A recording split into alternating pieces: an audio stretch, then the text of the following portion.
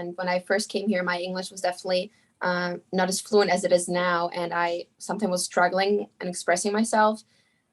Any American, all the Americans I met were helpful and excited to talk to me, no matter how bad my English was. So I love that. That was a very big difference, because in Germany, people are a lot more reserved, and I feel like more judgier.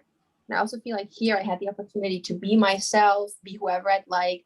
Obviously, I was an au pair and in a new country, so obviously no one knows me, but I don't know. I have more of the fear of, oh my God, I have to wear jeans now out to school. But here, people wear pajamas to school, which is also something. Yeah, when I first went to the mall here, I saw people wearing slippers.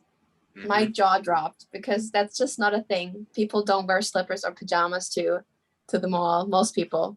Oh, you would have had a field day in my high school, and Brent would forget about it. Girls went to gym class with like Cookie Monster pajamas, and they would walk around in their Adidas sandals with their socks with their bright ass pink, with a big ass hoodie. Like that, there is no whatsoever. There's no filter whatsoever when it comes down to what you can wear out here, especially if you look in New York City. You're right. I've noticed that, and I've noticed myself adjusting to those stereotypes, and I definitely wear a lot more baggier and relaxed clothing. But in Germany, in high school, I remember every day I barely would wear leggings or something like that. And that like the way they dress, people dress, I feel like connects to the behavior. So in Germany, people are known to be very reserved and cold, which I definitely think is true for most cases.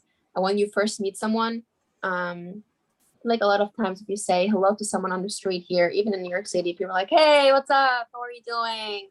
Or they compliment you on your outfit. And I barely see that ever in my hometown in Germany. So that's like a stereotype and a difference I've seen. What else? There's a lot of differences. Do you want me to talk about something specifically, like education or? Well, actually, yes. So that was going to be one of the questions. And so the education system that we have here, I know for a fact that we are basically last in a lot of our, not last or close to last or damn near in the middle. I don't think we're first really in any subject as far as when it comes down to our education system. And I honestly can't say that I see that I can't debate it just because it's a not for nothing, it's a poor system, and it's made to create factory workers, not like it's from the get-go. Like it's made to create people who are ready to get ready for a 9 to 5. Like it's it's trying to get like a system ready for that type of lifestyle versus an entrepreneurial lifestyle or trade schools, or actually pursuing something that you want to do and getting paid off of it, versus going what's best for the money and you having to suck it up and then going for retirement and then eventually going to do what you want to do because you're retired, but you've already wasted a good 60 years of your life because you worked that 9 to 5 to try and get a pension, plus all the education and bills that you're going to get from college debt and all that stuff, just because that's already programmed into your brain is to college, take out that student loan, take out that student loan, take out that student loan. Like in reality, some people like myself, if I had just stuck with my gut from the get-go, instead of listen to the people listen to the voices on the outside, I would have just gone straight into the personal training lifestyle and had been personal training since I graduated high school. But because I listened to the voices on the outside, thinking that they know what's best for me versus what I knew, which was actually best for me, and I'm succeeding in now that I'm actually pursuing it, it's a little bit more of an eye-opener, and using something like this platform here to go into detail about what it's like to go with the education system in Germany. Please just feel free to go into much detail as you want to go into, because I'm all ears. Okay. So I definitely would like to touch on that 9 to 5 concept and kind of the voices telling you what to do and going with what society expects you to do, like the standards. I definitely feel like that's the same thing in Germany as well.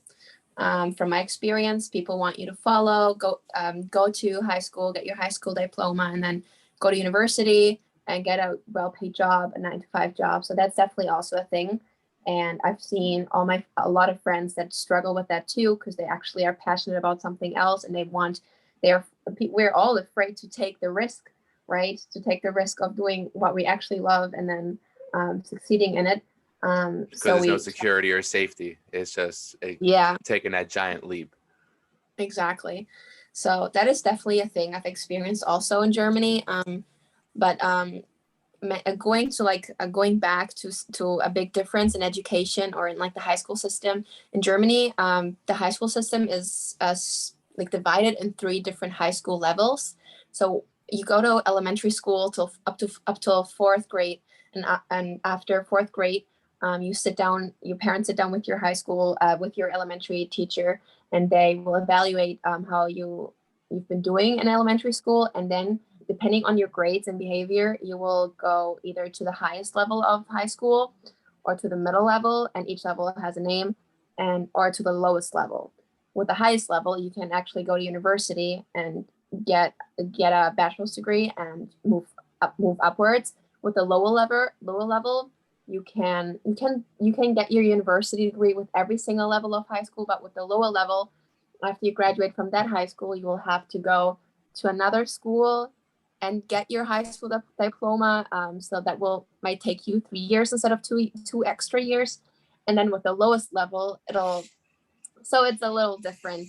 It's a little complicated. But basically, there are four different high schools, and there all these different high schools are the differences are, so the highest high school is a lot more challenging. So that's for people that I guess are more advanced. So I went to that high school. I got my high school diploma, which then led me to go to university.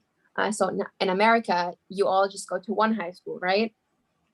Yeah, for the most part, unlike Brentwood High School, where our school district is so big that we have to have a specific ninth grade center, so that this way we can integrate all of our ninth graders, and then we go into the actual. All right, guys. So real quick, we're going to talk a little bit about your next protein purchase, which is going to be the Jocko Milk.